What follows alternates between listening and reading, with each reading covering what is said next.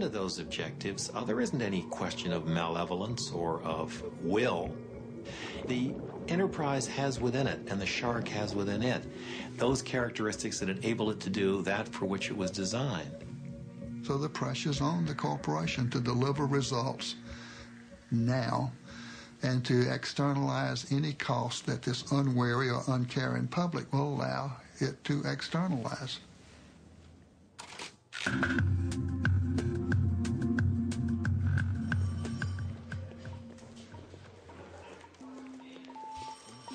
To determine the kind of personality that drives the corporation to behave like an externalizing machine, we can analyze it like a psychiatrist would a patient. We can even formulate a diagnosis on the basis of typical case histories of harm it has inflicted on others, selected from a universe of corporate activity.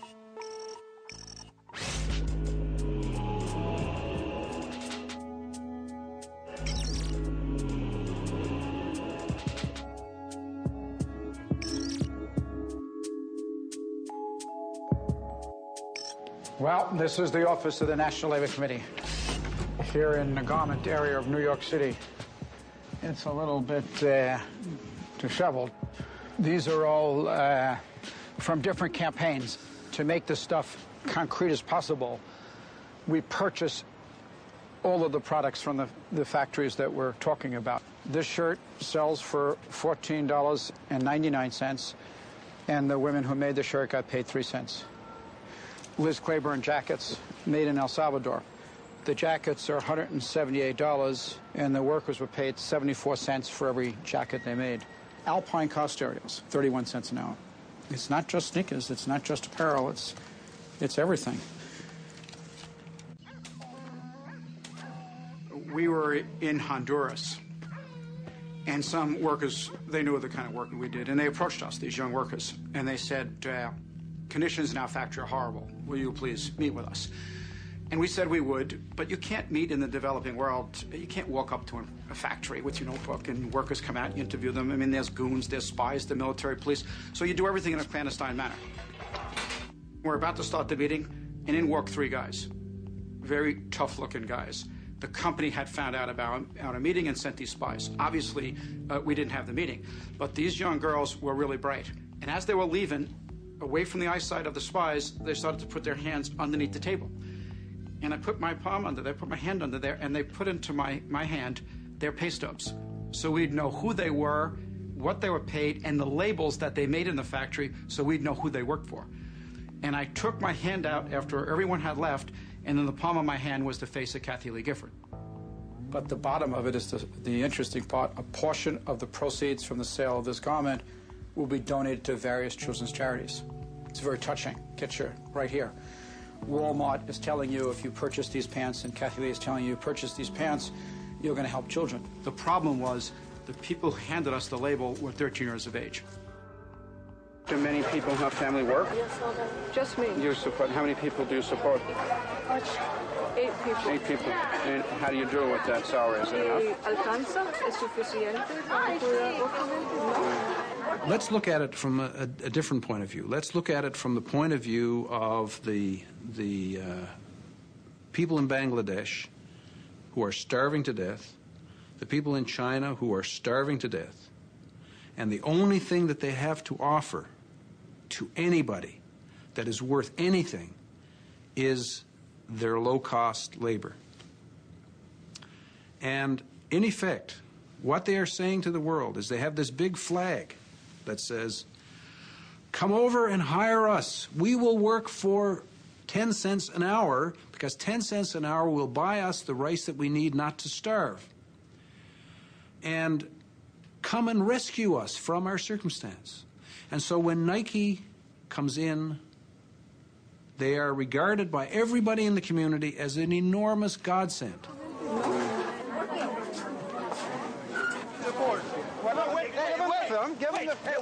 You're not have any of the protection to be here.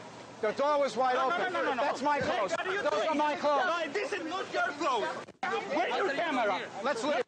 Don't touch the woman. Okay, why? Okay. This is a private company. Yes. Without permission, how can you come in? Well, the door was wide open, and The only reason why I don't open it for the employees, not for you. We went through the garbage dump in the Dominican Republic. We always do this kind of stuff. We dig around. One day, we found a big pile of Nike's internal pricing documents. Nike assigns a time frame to each operation. They don't talk about minutes. They break the time frame into 10,000ths of a second. You get to the bottom of all 22 operations to give the workers 6.6 minutes to make the shirt. It's 70 cents an hour in the Dominican Republic. That's 6.6 minutes equals 8 cents. These are Nike's documents. That means the wages come to 0.3% of the retail price. This is the reality. It's the science of exploitation.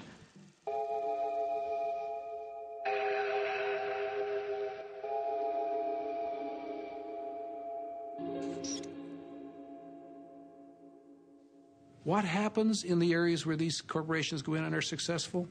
They soon find that they can't do any more in that country because the wages are too high now. And what's that another way of saying? Well, the people are no longer desperate. So, okay, we've used up all the desperate people there. They're all plump and healthy and wealthy. Let's move on to the next desperate lot and employ them and raise their level up.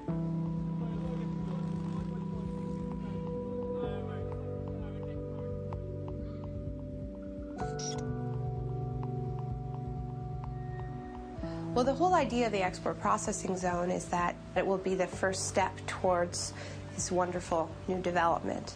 Through the investment that's attracted to these countries, there will be a trickle-down effect into the communities. But because so many countries are now in the game of creating these free trade enclaves, they have to keep providing more and more incentives for companies to come to their little denationalized pocket, and that the tax holidays get longer. So the workers rarely make enough money to buy 3 meals a day, let alone feed their local economy.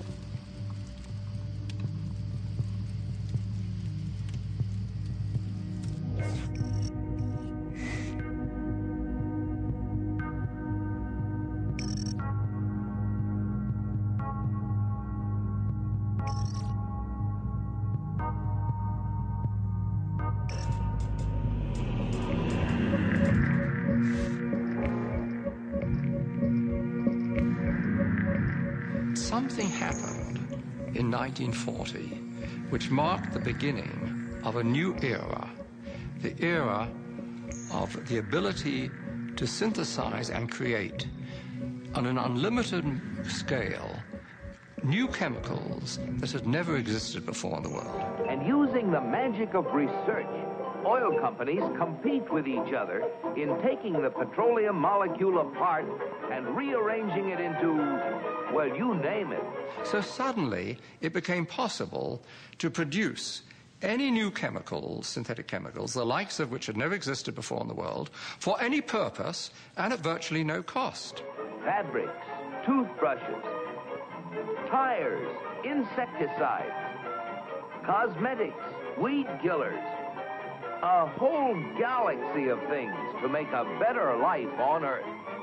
For instance, if you wanted to go to a chemist and say, look, I want to have a chemical, say a pesticide, which will persist throughout the food chain, and I don't want it to have to renew it very, very often. I'd like it to be relatively non-destructible. And then he'd put 2 benzene molecules on the blackboard and add a chlorine here and a chlorine that, and that was DDT. When the 8th Army needed Jap civilians to help them out in our occupation, they called on native doctors to administer DDT under the supervision of our men to stem a potential typhus epidemic. Dusting like this goes a long way in checking disease, and the laughs on them. Pardon our dust.